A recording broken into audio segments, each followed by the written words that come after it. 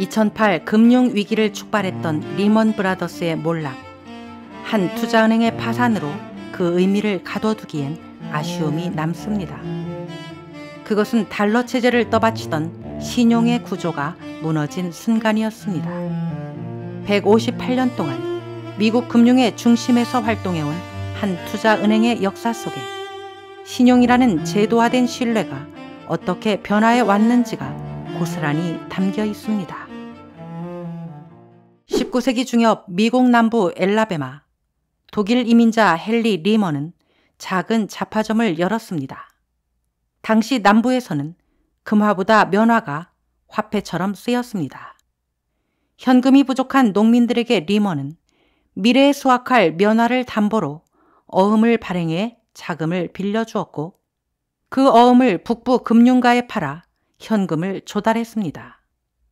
수확한 면화를 넘겨받은 리먼은 이를 뉴욕 시장에 팔아 대금을 회수했습니다.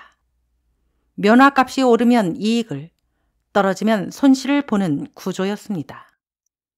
리먼은 면화라는 실물을 신용으로 바꾸는 법을 알았던 것입니다. 그것이 리먼의 출발이었습니다. 남북전쟁 무렵 면화 무역의 한계를 감지한 리먼은 사업의 무대를 남부에서 북부 뉴욕으로 옮겼습니다. 1870년대 이후 남북전쟁이 끝나고 산업화가 본격화되자 미국의 자금은 농업에서 산업으로 이동했습니다. 리먼은 그 변화를 누구보다 먼저 읽었습니다. 리먼은 이제 기업을 대상으로 신용을 평가해 채권을 발행하고 그 채권을 투자자에게 팔아 수수료를 받았습니다. 또 채권을 직접 인수해 보유했다가 값이 오르면 되팔아 차익을 얻기도 했습니다. 한때 면화를 담보로 신용을 잇던 리먼은 이제 산업의 신용을 사고 파는 리먼 브라더스라는 투자은행이 되었습니다. 1944년 브레튼우즈 체제가 출범하면서 세계의 신용 질서가 새롭게 짜였습니다. 미국은 금 1온스를 35달러로 고정하고 각국 통화를 달러에 연동시켰습니다. 이 체제 속에서 달러는 금으로 보증하는 신뢰의 기준, 세계 신용의 중심이 되었습니다. 이 새로운 질서 속에서 리먼 브라더스는 더 이상 기업의 채권을 사고 팔아 수익을 얻는 사업에 머물지 않았습니다. 리먼 브라더스는 이제 미 국채를 대신 팔아 유럽과 아시아의 투자자들로부터 자금을 끌어오는 역할을 했습니다. 금으로 보증하는 달러의 신뢰를 세계에 판 것입니다.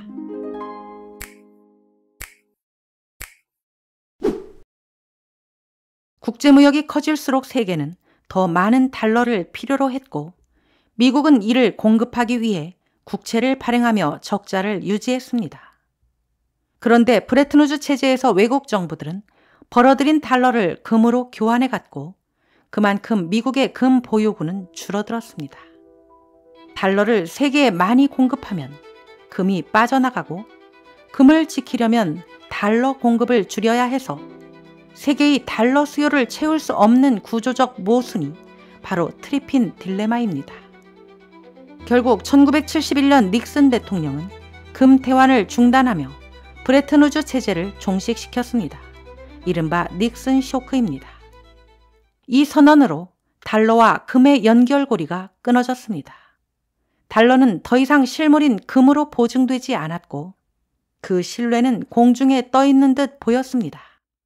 하지만 미국은 곧 새로운 연결고리를 만들었습니다.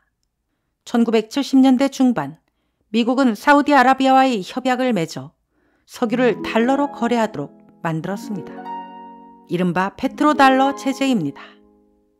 이로써 달러는 금 대신 석유와 연결되었고, 산유국들이 석유 판매로 벌어들인 막대한 오일머니는 다시 미국 국채 등에 투자되면서 결과적으로 미국의 부채를 흡수하는 구조가 형성되었습니다. 닉슨 쇼크 이후 달러 발행이 금의 제약에서 벗어나자 달러 유동성이 급격히 팽창하였습니다. 넘치는 달러는 런던과 스위스 같은 미국 밖 금융시장으로 흘러들었습니다. 유로달러 시장이라 불린 이곳에서는 해외 금융기관들이 달러 예금을 기반으로 대출을 해주면서 미국 규제를 받지 않는 신용은 더욱 팽창하였습니다. 자금 조달이 쉬워지자 남미를 비롯한 개발도상국들은 낮은 금리가 주는 외채의 유혹을 뿌리치지 못했습니다. 이들로 흘러간 대출의 상당 부분은 유로 달러를 통한 미국 밖 금융 거래로 이루어졌습니다. 그러나 1979년 두 번째 석유 위기가 터지며 유가가 급등했고 그 여파로 전 세계 인플레이션이 심화되었습니다. 이때 미 연준은 물가를 잡기 위해 금리를 급격히 인상했습니다. 문제는 그 순간부터였습니다. 싼 외채에 의존해 성장하던 개발도상국들은 이자 부담이 눈덩이처럼 불어났고 부채의 무게에 짓눌려 신음했습니다. 결국 남미는 국가부도의 위기 속에 빠져들었고 잃어버린 10년이라 불리는 장기 불황의 늪에서 벗어나지 못했습니다. 이렇게 미국의 금리 정책 하나가 전 세계 경제를 뒤흔들었습니다. 위기가 닥칠 때마다 불안해진 자본은 오히려 안전을 찾아 다시 미국으로 몰려들었습니다. 이렇게 달러의 신뢰는 다른 나라들의 희생 위에서 유지될 수 있었습니다. 그렇게 미국으로 되돌아온 달러 자본이 흘러가는 길목에는 리먼 브라더스 같은 투자은행들이 자리하고 있었습니다. 1990년대 이후 리먼 브라더스는 또 한 번 변신했습니다.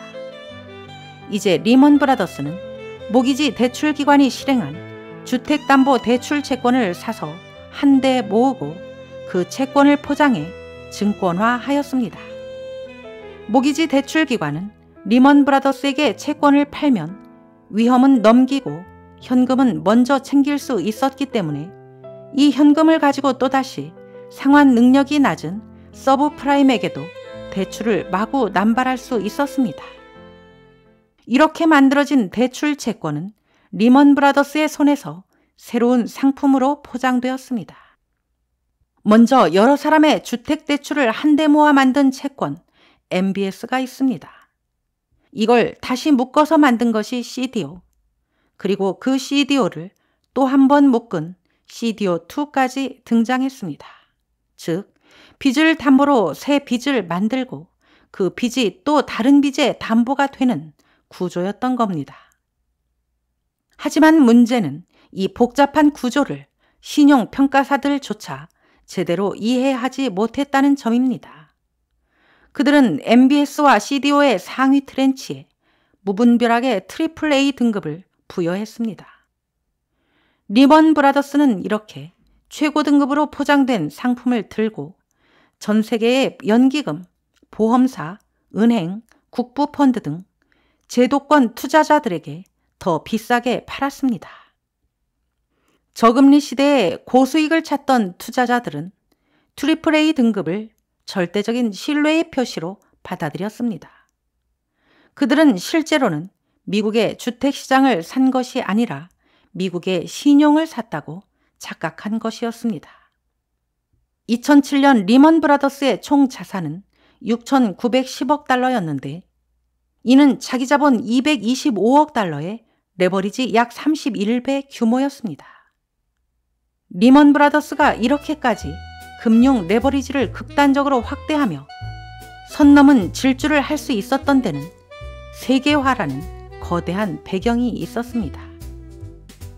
페트로달러가 에너지 축이었다면 미중 대탕트는 달러의 생산 축이었습니다.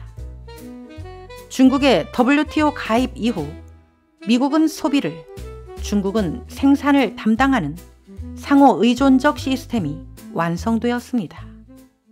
미국은 국채를 발행하여 찍어낸 달러로 값싼 중국산 상품을 사들였고 중국은 저임금을 기반으로 벌어들인 달러로 미국의 국채를 사주면서 달러를 미국으로 되돌려 보냈습니다. 이 순환 덕분에 달러는 세계 경제의 거대한 혈류가 되었고 미국은 빚을 내 소비해도 통화 가치가 흔들리지 않는 구조를 유지할 수 있었습니다. 그러나 그 대가로 미국의 제조업은 빠르게 해외로 이전했고 국내에는 산업의 공동화와 중산층의 해체가 남았습니다. 미국민의 상실감을 달래기 위해 정부는 금융 민주화라는 이름으로 대출 규제를 과감하게 풀어버렸습니다. 넘치는 달러는 저금리를 가능하게 했습니다. 이렇게 누구나 손쉽게 대출을 받고 집을 살 수 있는 환경이 조성되었습니다. 리먼 브라더스는 바로 이 시점에서 부채를 자산으로 바꾸는 금융공학의 최전선에 서 있던 투자은행이었던 겁니다. 2008년 9월 15일 리먼 브라더스는 158년의 역사를 뒤로 하고 파산했습니다. 자산 6천억 달러, 부채 6,130억 달러. 그 자산의 대부분은 서브프라임 모기지로 만든 부실 상품 MBS와 CDO였습니다. 규제 풀린 저금리로 주택가격은 영원히 오를 것만 같았습니다. 그러나 2004년부터 연준이 인플레이션을 잡기 위해 금리를 올리자 상황이 바뀌었습니다. 금리 상승으로 주택담보대출의 이자 부담이 커지고 집값이 떨어지자 MBS의 가치도 폭락했습니다. 리먼 브라더스가 담보로 쓰던 MBS는 순식간에 휴지 조각이 되었습니다. 리먼 브라더스뿐만 아니라 골드만삭스, 모건 스탠리, 메릴 린치 등의 투자은행들도 리먼 브라더스와 거의 같은 방식으로 MBS와 CDO를 만들어 팔았습니다. 월가 전체가 같은 게임을 하고 있었던 겁니다. 이건 단지 한 회사의 파산이 아니었습니다.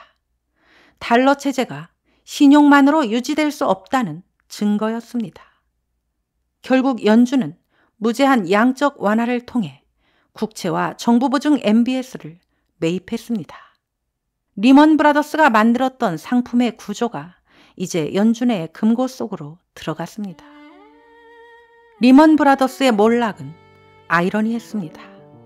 그들은 신뢰를 팔던 회사였지만 마지막에는 아무도 그들을 믿지 않게 되었습니다.